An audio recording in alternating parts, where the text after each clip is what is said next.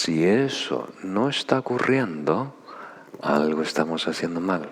Eso es una bandera roja, una señal que algo no está funcionando, algo no estamos implementando, aplicando bien. Me gustaría explicar un poquito por qué pasa esto.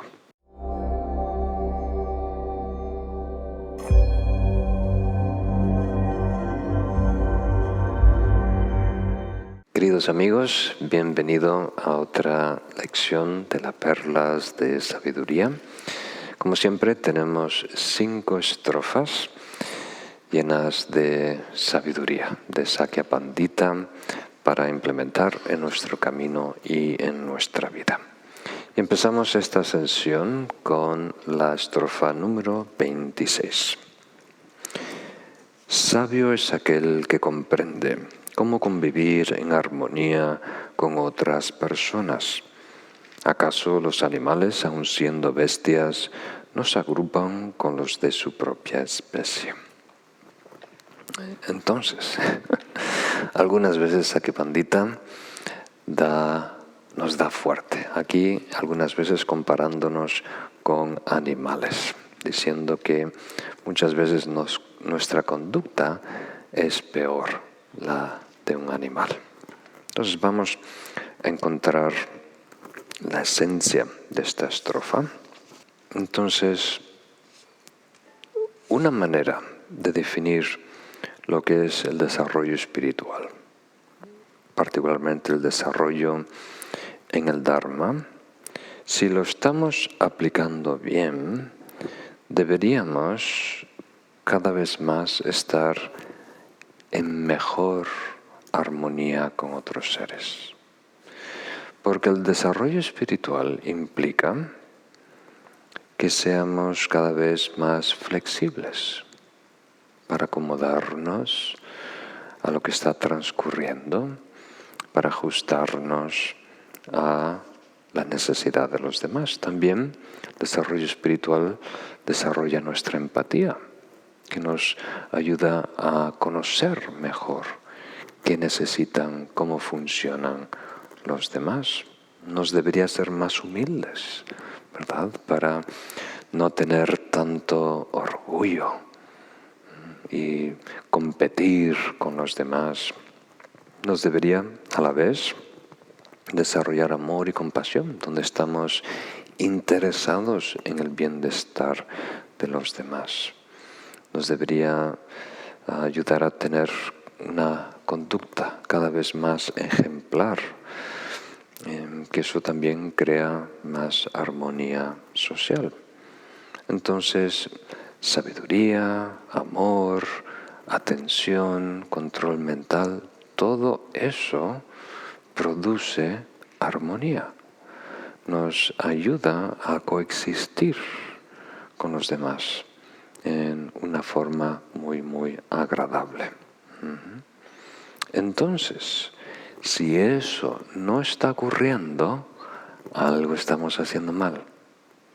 Queriendo decir que si estamos supuestamente creciendo y madurando en el camino, pero cada vez más rechazo a la gente, a la muchedumbre, a las masas, ¿verdad? Eso es una bandera roja, una señal que algo no está funcionando, algo no estamos implementando, aplicando bien. Y me gustaría explicar un poquito por qué pasa esto. Primero, decir que hay excepciones. Podemos distanciarnos como estrategia táctica, ¿no? Hay tiempos en donde tenemos que hacer un retiro, estar en claustro, lo que normalmente defino como la tapa de la cueva.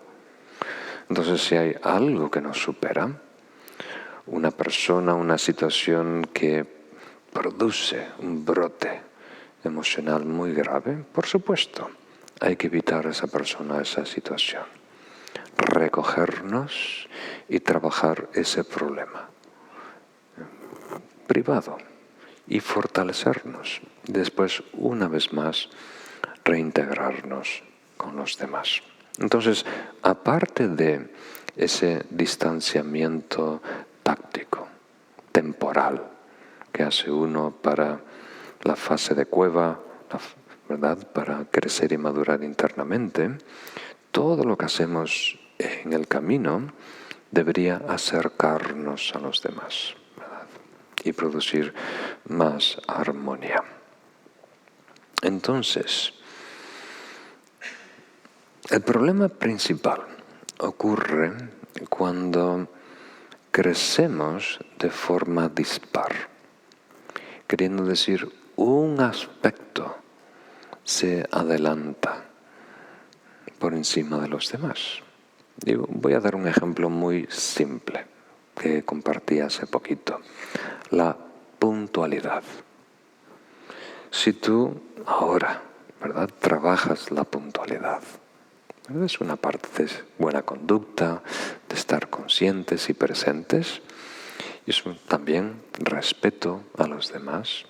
Entonces, si ahora tú te enfocas en ser una persona puntual, sin pedirlo, sin anticiparlo, se crea una brecha entre tu estado, tu comportamiento y los demás. Queriendo decir que si antes llegabas tarde, 5 minutos, 10 minutos, solo tenías que esperar a tu amigo 5 minutos, porque él llegaba 15 minutos tarde. Pero ahora, cuando tú llegas puntualmente, o 5 minutos antes, tienes que esperarle 20 minutos, ¿verdad? Entonces, ahora tú has mejorado, pero a la vez el mundo ha empeorado. Por lo menos en relación a ti, a cómo tú estás funcionando en el contexto de puntualidad, ahora España es menos puntual. Ahora Alicante y Valencia son menos puntuales. Ahora mi familia es menos puntual. Ahora mis amigos son... Pero no, ellos no han cambiado. El que has cambiado eres tú. Y ahora se crea una distancia entre cómo tú operas y la norma, lo que prevalece, ¿verdad? El ritmo de la manada. Entonces, ¿esto qué quiere decir? Si desarrollamos algo tan simple como la puntualidad, quiere decir que simultáneamente tenemos que desarrollar paciencia, que esté a la par con ese nuevo nivel de puntualidad. Empatía que esté a ese nivel, sabiduría que esté a ese nivel, para tolerar ahora la diferencia, ¿verdad? Si no, nos consume. Y lo mismo pasa con el pilar de desarrollo de altruismo. Si nosotros crecemos, ¿verdad?, en compasión, vamos a notar que el mundo es más penoso, más triste, más doloroso, ¿verdad?, que hay más injusticia, que hay más tristeza, que hay más, como diríamos, depresión en el mundo. El mundo no ha cambiado, pero ahora tu sensor, ¿verdad?, es más, como diríamos, sensible, y percibes algo que antes no percibías. Y si no desarrollas las otras áreas, los otros pilares, ese don, esa cualidad, se convierte en una desventaja, en hipersensibilidad, y nos puede quemar, ¿verdad? El sufrimiento, el daño que vemos allá afuera en el mundo.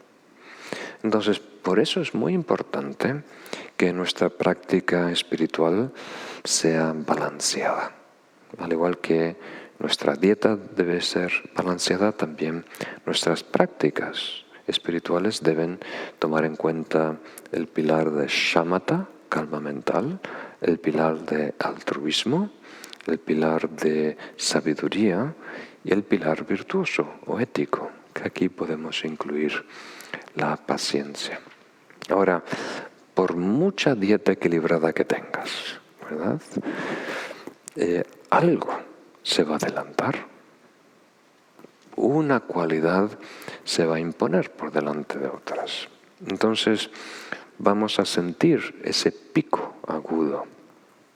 Y ahí tenemos que fortalecernos principalmente con atención plena, con paciencia, con amor bondadoso. Y si podemos, sabiduría. Muy, muy, muy importante. Entonces, lo que normalmente siente un practicante que está avanzando es una distancia con el mundo, porque está cambiando a otra velocidad. Está siendo una persona más justa y ve que las personas ahora son más injustas y se aprovechan, ¿verdad? Entonces, si somos más generosos, por ejemplo, de repente vamos a descubrir que el mundo es muy tacaño. Pero no, el mundo no de repente es tacaño, sino que nuestra vara, la que medimos, se ha movido. Lo que nosotros ahora consideramos normal ha cambiado. Entonces, hay una etapa, un momento donde tenemos que procesar ese adelanto, ese cambio, e integrarlo de tal manera que no crea esa distancia, pero que nos acerque a los demás. La manera más poderosa de hacerlo es amor, compasión, a corto plazo, shamatha, porque si estás viviendo el presente intensamente, ahí no hay lugar para brotes emocionales. Paciencia y, si podemos, la visión penetrante que comprende la realidad de la situación, incluso lo anticipa, lo ve venir, ya lo tiene previsto. Entonces, si sientes este síntoma de sentirte cada vez más extraño en el mundo, más extraterrestre en el planeta terrestre, más incómodo con tu familia, con tus amigos, incómodo incluso saliendo a la calle o viendo las noticias, puede ser una señal buena de que estás creciendo, pero no de una forma equilibrada. Entonces ahora es muy importante integrar ese cambio con las otras avenidas de desarrollo. Como dije, principalmente amor bondadoso, shamatha, paciencia y sabiduría. Muy bien, pasamos ahora a la siguiente estrofa. Conoce la diferencia entre el sabio y el necio. El sabio reflexiona antes de implementar las acciones que debe realizar. El necio evalúa lo que ya ha transcurrido. Y a mí siempre me gusta plantear este tema tal como me lo dijo uno de mis mentores, Khenpo Pema. Dijo, las personas tontas, los necios, padecen de los problemas. Las personas inteligentes saben resolver los problemas, pero los sabios los saben prevenir. Entonces nosotros, y todo practicante budista, debe estar en el negocio de la prevención, ¿verdad? Debe estar preveniendo los problemas antes de que surjan. Entonces, es imposible, por supuesto, prevenir todos los problemas.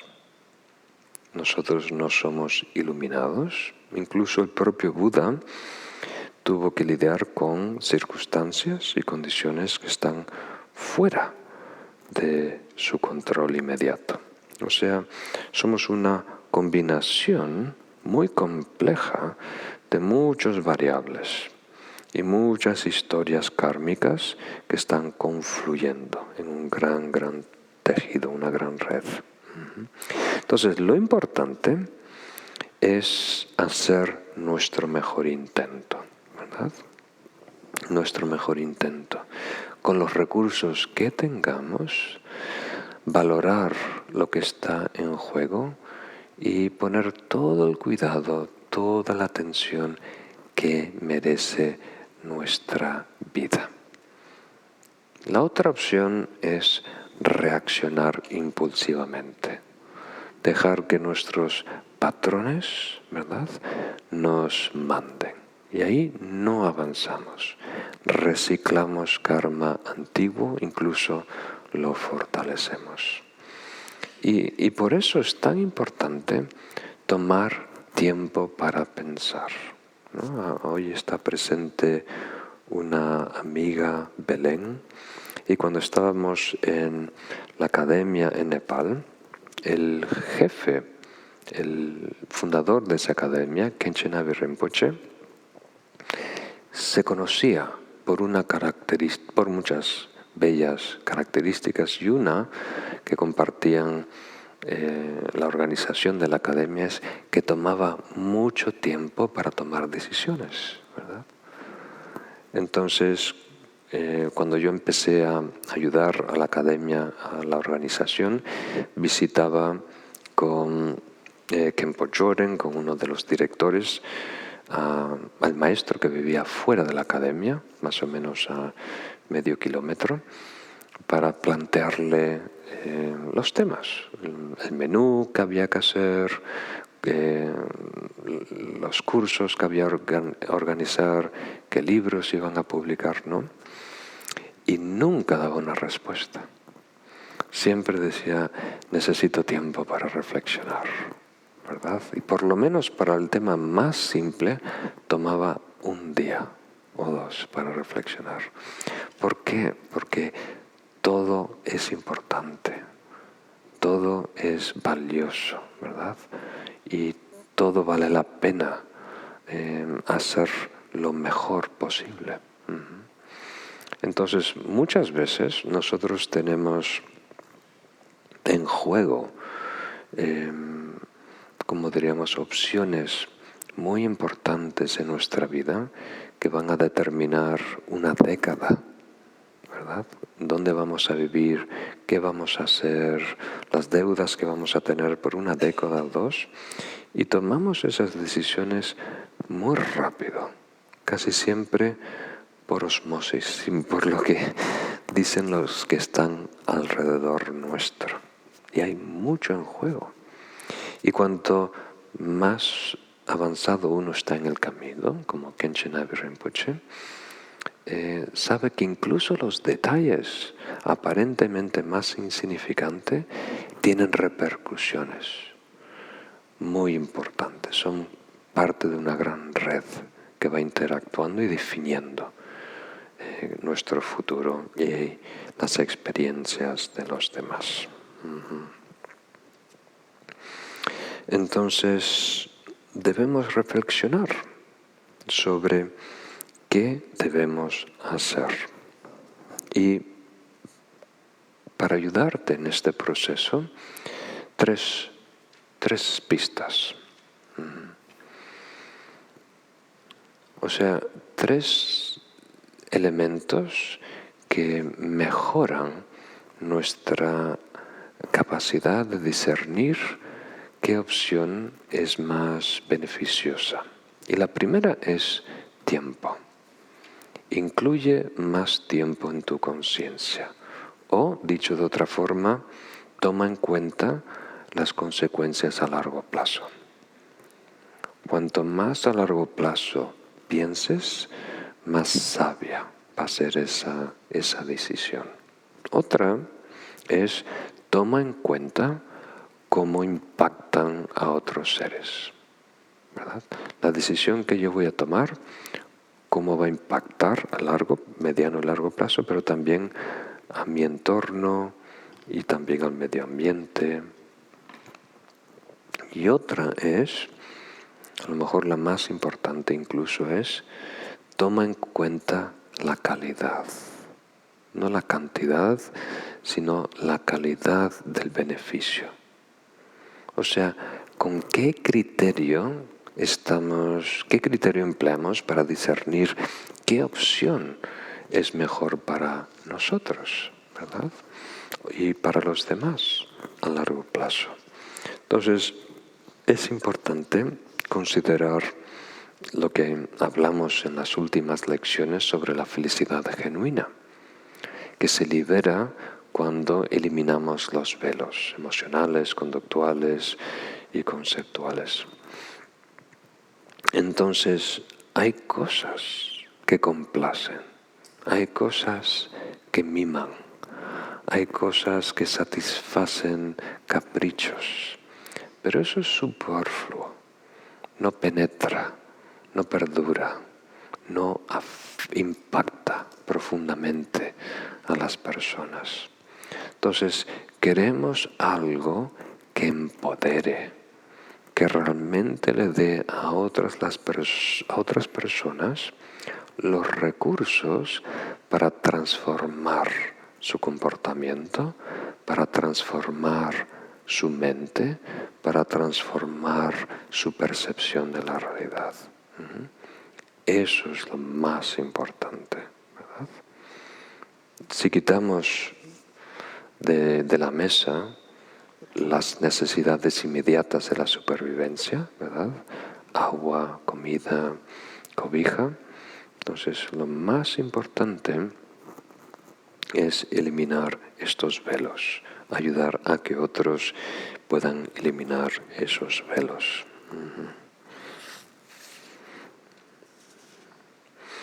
Y otra cosa que mencionó este autor es el autor que comenta sobre los versos de Sakyapandita, que es el Khenpo Sangye Tenzin. Dice, otra manera de distinguir lo que es un sabio de un necio es expectativas. Una persona sabia toma en cuenta estas tres dimensiones temporales, cuántas personas ayuda, el nivel de ayuda, pero no se aferra a esos objetivos, los ve como una dirección. Me voy a encaminar este proyecto de vida para que sea lo más beneficioso para el mayor número de personas a largo plazo. Y después toda la energía se invierte aquí, en el presente, a crear causas y condiciones reales. A diferencia de un necio que se gobierna principalmente por la esperanza y el miedo, proyectándose al futuro y esperando algo milagroso que le va a salvar de sus problemas y temiendo que no ocurra, ¿verdad? Y cuando ocurre, toda la energía es evaluar si esto que está pasando coincide con mis deseos, con mis expectativas, con mi esperanza, con mi vuelo. Entonces siempre está o en el pasado o en el futuro, ¿verdad?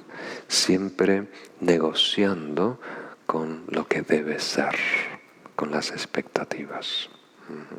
Y eso crea mucho malestar y cero beneficio. Entonces, cuando en la última línea, cuando dice, el necio evalúa lo que ha transcurrido, podemos cambiar esta palabra evalúa por lamenta, porque ese es el verdadero sentido. El necio lamenta lo que ha transcurrido porque tiene expectativas románticas, exageradas, ¿verdad? Y está muy aferrado. Y las cosas nunca salen exactamente como nosotros anticipamos. Muy bien. Pasamos entonces a la próxima estrofa, la número 28. Se le puede considerar sabio a quien comprende lo que los sabios han investigado. Aunque un necio sea experto en distinguir entre vacas jóvenes y viejas, esto no es una virtud. Entonces, aquí Saque Pandita nos está ayudando a comprender mejor lo que es un sabio, por la que la palabra sabiduría se usa cotidianamente y tiene muchas interpretaciones, tiene muchas diferentes connotaciones. Entonces, sabiduría no es mera inteligencia, ¿verdad? Mero poder de computar datos. Y sabiduría no es simplemente la adquisición de información, tener esos datos. O sea, una persona muy leída, muy instruida. Entonces, para ayudar, creo que sería bueno usar esta palabra genios, ¿verdad? Se usa la palabra genios para todo tipo de cosas. Incluso se usa la palabra guru en la India para muchos tipos de cosas. Un aprendiz, alguien que está aprendiendo un instrumento musical, llama a su maestro de música su guru. Y en algunas zonas de la India, hace siglos en todo, pero incluso hoy en día en algunos sitios, es, como diríamos, una relación de aprendiz, casi como antiguamente vivías en la casa del carpintero y aprendías poquito a poquito a desarrollar la habilidad de un carpintero, ¿verdad? Entonces es tu gurú, te da cobija, te da comida y te va enseñando de forma práctica poquito a poquito. Pero claro, gurú en el contexto del budismo es muy diferente, ¿verdad? No es simplemente alguien que nos enseña música o nos enseña cómo cocinar o nos enseña esta faena o otra faena. Entonces usamos hoy en día, se usa para las aplicaciones, ¿verdad? Este es un gurú de informática, este es un gurú de programación, este es un gurú, ¿verdad? Alguien que tiene una maestría de este tema. Y aquí el que resalta Saque Pandita es uno de los más ridículos o claros, ¿no? Alguien que es un experto en ver los dientes a las vacas y saber cuál es más mayor y cuál es menor. Y eso puede ser una habilidad muy importante, un nicho, ¿verdad?, que adquiere esa persona en su trabajo, en su región, pero no es beneficioso a largo plazo en el desarrollo espiritual. Entonces, esto es importante saberlo. Parece muy obvio, pero si nos observamos, cuando por los libros que las personas, mis amigos me dicen, Lama Rinchen, me gustaría mencionar este libro para ver si es bueno, me gustaría mencionar este curso para ver si es bueno. En rara vez alguien elige algo bueno. Es extremadamente inusual que alguien esté, como diríamos, discerniendo lo que es verdadera sabiduría y reconociendo lo que es un verdadero maestro. Hay mucho engaño, especialmente hoy en día es una torre de Babel. Entonces, si no tenemos claro el juego, lo que queremos qué es realmente valioso, qué tipo de sabiduría necesitamos que nos va a empoderar a realmente crecer y madurar y aproximarnos al bienestar genuino, entonces no vamos a elegir bien. Entonces no es tan importante como diríamos la experiencia en un nicho, en una área en particular. Entonces, simplemente para aclarar este punto, déjame compartir en breve, un breve resumen de lo que es la sabiduría desde la perspectiva budista. La manera más directa que he encontrado de resumirlo es decir la aproximación con la verdad. Sabiduría para el budismo es simplemente lo próximo que estamos a esa verdad. Cuanto más próximo, más sabiduría. Cuanto más próximo, más elevada es ese tipo de la sabiduría. Pero lo que está en juego es la verdad. Y la verdad quiere decir no la distancia entre la Tierra y la Luna, ¿verdad? La verdad quiere decir la naturaleza última de los fenómenos y la naturaleza última de las personas, de la mente. Eso es realmente lo que está en juego.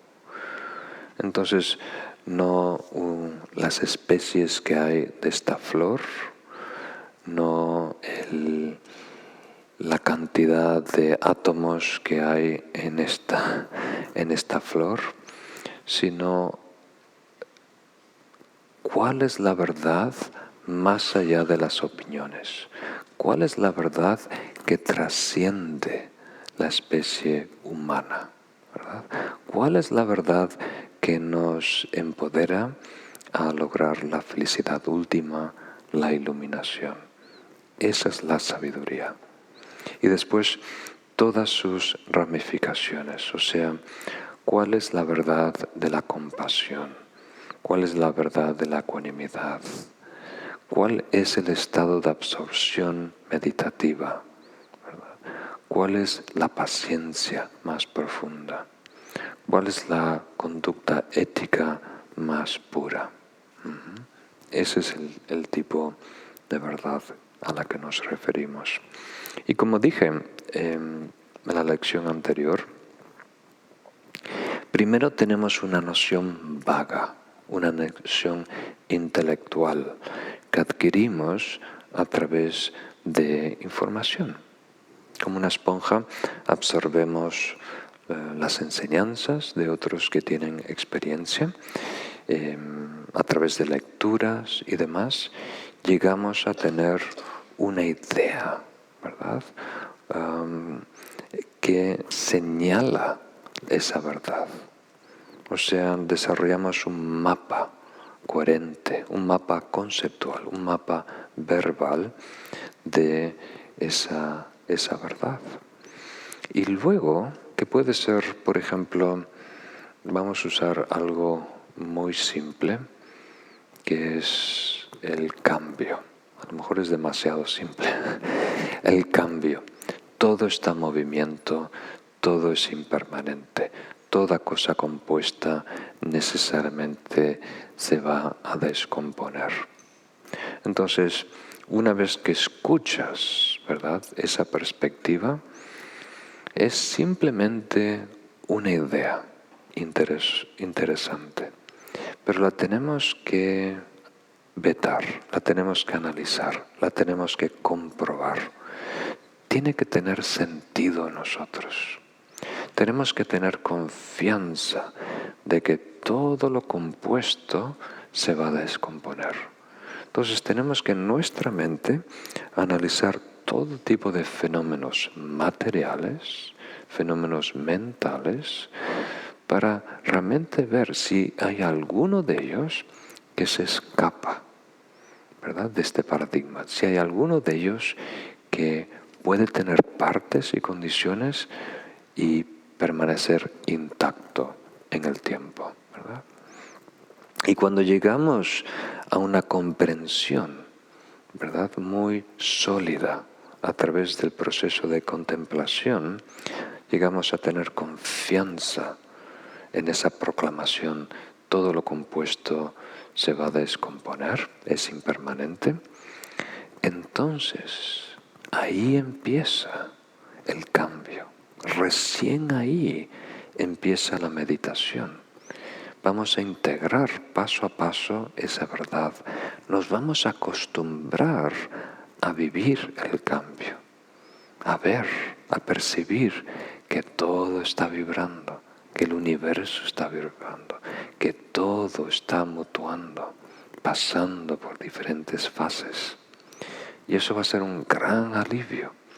En la medida que integramos ese cambio, ya las cosas no nos sorprenden de mal manera, no nos sacuden. Automáticamente somos más resilientes, ¿verdad?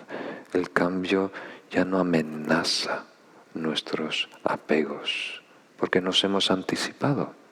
Hemos reconocido que no podemos aferrarnos a nada eternamente. El cuerpo se va a descomponer, la casa se va a descomponer, la economía se va a descomponer, todo. Y descomponer no necesariamente quiere decir peor, va a cambiar, va a tomar otra forma, se va a recombinar con las otras causas y condiciones presentes. Entonces, eso es muy interesante. Surgió espontáneamente el tema del cambio, podíamos elegir cualquier otro, pero creo que puede servir porque nos ayuda a entender la diferencia entre un saber y una experiencia. Todos nosotros sabemos sin duda que vamos a morir, pero no estamos viviendo esa realidad, no la estamos aceptando, esa realidad. Gran parte de nuestra percepción y experiencia está activamente rechazando y negando esa posibilidad de muerte, de nuestra mortalidad, viviendo como si vamos a vivir 300 años, ¿verdad? No viviendo plenamente cada instante, cada día, como si fuera precioso, como si fuera último, con vividez, con entrega, ¿verdad? Entonces ahí es un simple ejemplo de algo que sabemos, no es budista, no es religioso, todo el mundo por igual acepta la muerte física, ¿verdad?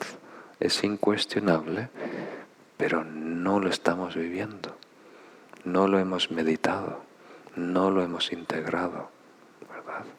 Y ese desajuste, ¿verdad?, entre la realidad y nuestra sabiduría crea problemas, crea sufrimiento. Es toda una categoría de sufrimiento que se llama el sufrimiento del cambio, que quiere decir el sufrimiento de negar el cambio, el sufrimiento de no aceptar el cambio, el sufrimiento de no vivir el cambio, el sufrimiento de no haber meditado, integrado, descubierto intuitivamente el cambio. Entonces todo es así. Nos complacemos escuchando amor, compasión, y pensamos, ya está, ya lo tengo, con esto basta. Pero no es suficiente leerlo o saberlo. Tiene que permear todo nuestro ser. Nosotros tenemos que ser eso. Amor, ecuanimidad, cambio. Que haya cero resistencia entre quién somos, cómo operamos, lo que percibimos y la realidad. Y en la medida que haya cero desencuentro entre quiénes somos, la realidad que habitamos y la realidad, en esa medida hay sabiduría. Esa es la sabiduría a lo que nos referimos, ¿verdad? Y los otros saberes pueden ser interesantes. A mí me gusta el arte, aprecio mucho la música, me interesa la arqueología, muy interesado en desarrollos tecnológicos, pero eso no es importante. Es importante para desarrollar una actividad, pero entra en una segunda categoría, una tercera categoría, ¿verdad? No es lo más importante, no es la sabiduría que realmente necesitamos para ser feliz. Eso es tan importante. Porque para muchos hoy en día, el sabio, el salvador, la persona de referencia es Elon Musk, ¿verdad? O es Bill Gates, o es un emprendedor que de nada logró ser multimillonario. Entonces, si tú valoras ese dinero, si tú crees que el dinero es lo que garantiza felicidad, entonces lo que logra le llamas sabiduría. Y a la persona que tenga esa sabiduría para lograr ese dinero se convierte en el profeta, en el sabio, en la referencia de lo que debo hacer, lo que debo escuchar. Entonces es tan importante definirlo con claridad y aquí Saque Pandita nos está ayudando. Pasamos a la siguiente estrofa, muy tajante.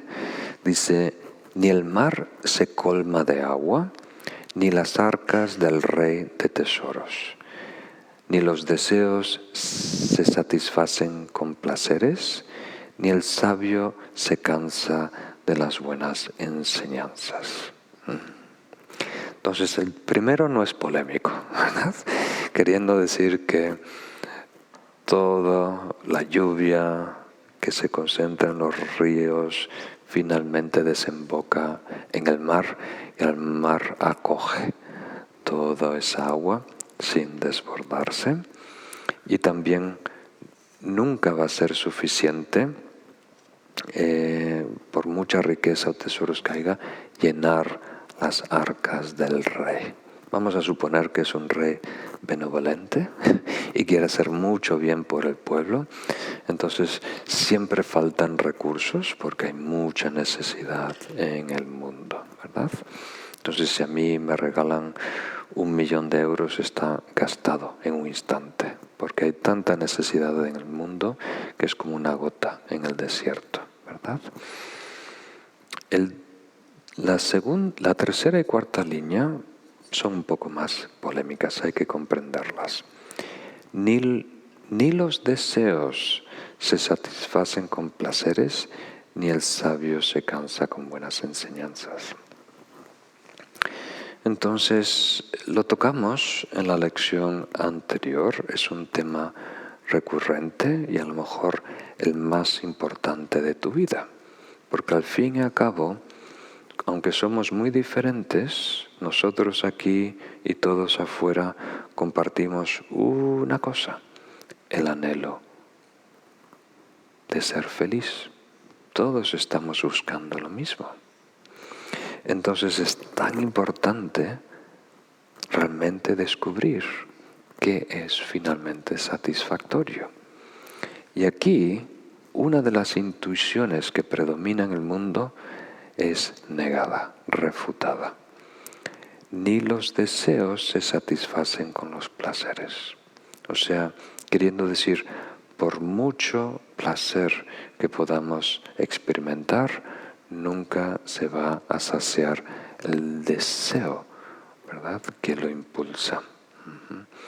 Y para esto los maestros tibetanos usan la analogía de una picazón que rasca, rasca, rasca, y cuanto más rascamos, más picazón tenemos. Entonces, brevemente, debería mencionar el lado budista que plantea el Buda en su primera enseñanza, las 4 nobles verdades.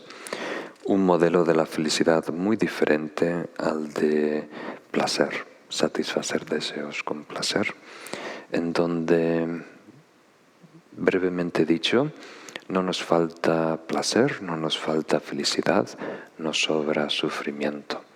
Si quitamos del medio sufrimiento y lo que produce sufrimiento, que es básicamente distorsión. Vamos a seguir con este tema de armonía versus distorsión. En la medida que nuestra conducta está distorsionada, crea conflicto en el mundo, crea conflicto en nosotros como enfermedad. Emociones, estados mentales distorsionados, un querer distorsionado, mucho obsesionado con nuestros intereses, descartamos a los demás, egocentrismo, y la visión distorsionada de nosotros mismos, la ignorancia fundamental.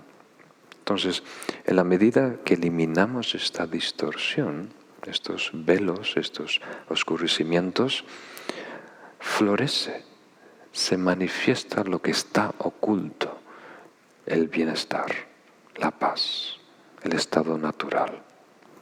Y en la medida que no estamos en un estado natural, hay una falsa sensación de escasez. Y tratamos de llenar esa falsa sensación de escasez con algo externo, un placer, gratificación inmediata. Pero no atiende el problema, no es el origen de la picazón, ¿verdad? Entonces no hay manera de saciar esa picazón. Muy bien. Y el último punto, no sé cómo lo perciben, ni el sabio se cansa de buenas enseñanzas. Ni el sabio se cansa de buenas enseñanzas. A mí tengo muchos ejemplos de ello. A lo mejor menciono uno de los primeros que me sorprendió. Estaba en Katmandú, estaba ayudando a un lama a hacer unos recados. Estábamos por las afueras de Katmandú y dijo, tengo que visitar a uno de mis maestros y darle unas facturas, que he comprado algunas cosas para su monasterio. Entonces fuimos a un apartamento que era todo cemento, parecía que lo estaban construyendo, pero ya había gente viviendo. Y en el segundo piso estaba todo en obras, ¿verdad? Era muy peligroso, pero abrimos la puerta y había todo un apartamento. Y ahí, creo que un kempo mayor de 75 años había abierto una escuela para niños pobres. Entonces tenía en ese apartamento como 12 niños y como llegamos de sorpresa, no había timbre, entonces ¿cómo se dice en España? Lo cogimos infragante, ¿verdad? O sea, tal como estaba naturalmente. Y estaba sentado en una mesa así, rectangular, estudiando. Tenía un volumen, ¿verdad? Como de 400 páginas y estaba abierto a la mitad y estaba leyendo. Entonces me sorprendió porque tenía 75 años y era una persona muy estudiosa. Había hecho ya toda su formación, ¿verdad? Y en el poco tiempo libre que tenía, porque tenía que atender a estos 12 traviesos, ¿verdad? En el poco tiempo libre que tenía, estaba estudiando, ¿verdad? Estaba adquiriendo más información con interés, con curiosidad, explorando las enseñanzas del Buda. Entonces, veo que es algo que se repite en la medida que un practicante es genuino, en esa medida sigue aprendiendo y sigue estando interesado en recibir enseñanzas. Y las mismas enseñanzas, una y otra vez, ¿verdad? Y curioso de recibir enseñanzas de diferentes perspectivas, con diferentes ejemplos, tener más pistas para hallar la verdad, para descubrir la verdad. Entonces, no nos debería aburrir recibir enseñanzas y hacer lecturas. Es algo muy importante que solo nos puede beneficiar. Pasemos ahora a la última estrofa. Los sabios aceptan plenamente los buenos consejos, aunque provengan de principiantes. Para producir un dulce perfume fragante se extrae el amizcle, incluso de una glándula del ciervo. Entonces, aquí hay un mensaje simple pero muy valioso. Lo importante es lo que se recoge, no de dónde se recoge. Eso es el mensaje muy importante que tenemos que captar. Y si alguien tiene buen gusto, entonces encuentra delicias en los lugares más inesperados, ¿verdad? Si alguien realmente es un conocedor de la cocina, no tiene que ir a uno de los mejores restaurantes Michelin, puede encontrar algo delicioso en un sitio inesperado. Les doy un ejemplo un poco más simple, más tonto. Yo me acuerdo cuando estaba en Estados Unidos, en secundaria, tenía una amiga que siempre ganaba el premio de mejor vestida. Allí a fin de año se dan premios. Todo es competición en Estados Unidos. Entonces, pero ella, ¿en dónde compraba la ropa? La compraba en un sitio que se llama Salvation Army, que es una organización cristiana que se dedica a ayudar adictos, a ayudar a diferentes personas. Entonces, si tú tienes sobras, si tú tienes ropa vieja, se la regalas, ¿verdad? Y ellos tienen unas tiendas muy grandes en donde revenden la ropa usada. Entonces, un pantalón te vale $1, un abrigo a lo mejor te vale $3, y son ropas de una década, 2 décadas, 3 décadas, muy antiguo. Entonces, normalmente está pensado para personas muy pobres, que no tienen recursos para ir a una tienda y comprarse ropa nueva. Pero esta amiga realmente tenía mucho dinero, sus padres tenían dinero, pero no era suficiente tener una ropa de marca, ¿verdad? Porque puede que otro también la consiga. Entonces iba a esta tienda de segunda mano, se dice, y hacía combinaciones muy extrañas, ¿no? Esta camisa de los años 60, esta chaqueta de los años 70, estos pantalones de hippie, y depende de buen gusto. Entonces, no puedes garantizar que vas a encontrar algo bueno en la última época, ¿sí?, temporada del diseñador de moda, necesariamente. Puede quedar ridículo para ti, ¿no? Entonces lo importante es encontrar lo valioso, aunque no venga de un sitio esperado. Y aquí da el ejemplo, algunas traducciones dicen las tripas del ciervo, De ahí extraen este aroma tan exquisito que se usa en los perfumes más elegantes. Entonces, hay que tomar por dicho de que hay una fuente de autoridad. O sea, si estamos, por ejemplo, estudiando un texto de Nagarjuna, tenemos mucha certeza de lo que dice ese filósofo, tiene alta probabilidad de ser cierto y merece una consideración especial. Entonces, por supuesto, hay autores como Sakya Pandita, hay textos muy valiosos que merecen mucha atención, pero la persona sabia tiene su propio criterio, sabe cómo discernir y puede encontrar representaciones, pantallazos, chispazos, relámpagos de la verdad en sitios inesperados. Porque si tenemos los ojos para ver, todo grita, ¿verdad? La verdad se está expresando de forma torpe muchas veces, pero se está expresando continuamente.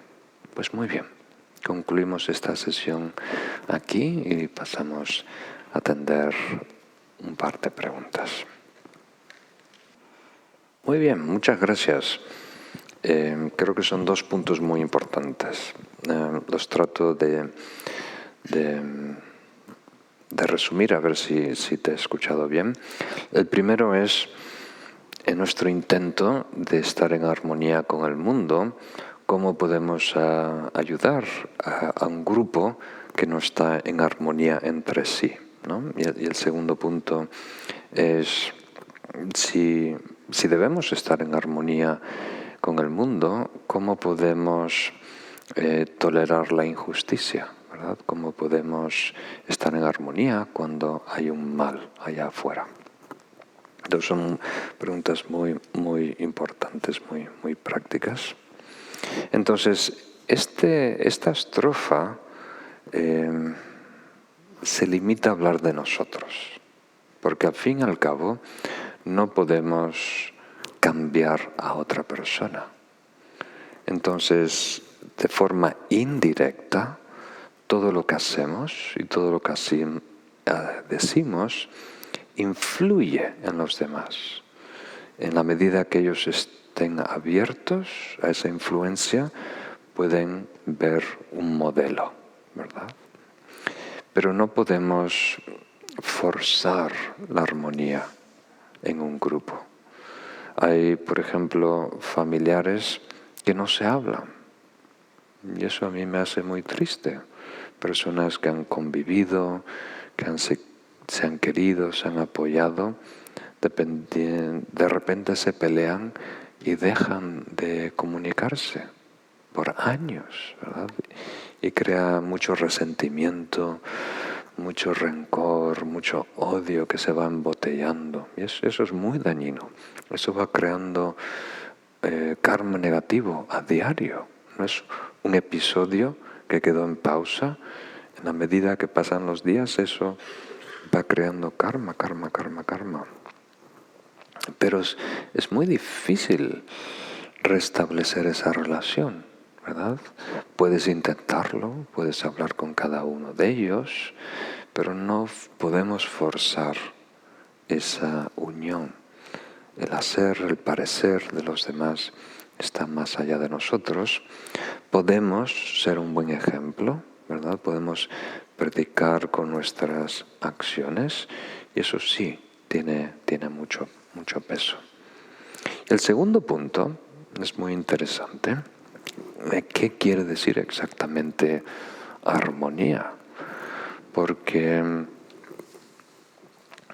debería pelear contra la injusticia. Debería estar, como diríamos, enfrentado con la oscuridad que hay en el mundo, ¿verdad? Entonces, cuando decimos armonía, quiere decir que de nuestra parte no hay aversión, no hay rechazo, no hay, como diríamos, desinterés. Podemos convivir con otros seres humanos y tener unas relaciones afables, naturales.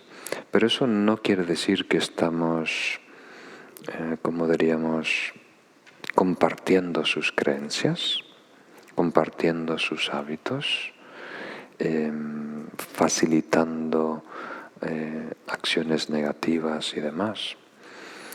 O sea, algunas veces incluso nos dijo Su Santidad 42 Ranavajra y muchos otros maestros, debemos parar a una persona que está haciendo mal. Es muy obvio, ¿verdad? Si alguien es violento, por ejemplo, y agrede a una persona, eso no se puede tolerar.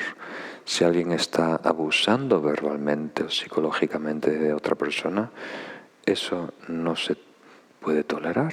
Hay que hacer algo.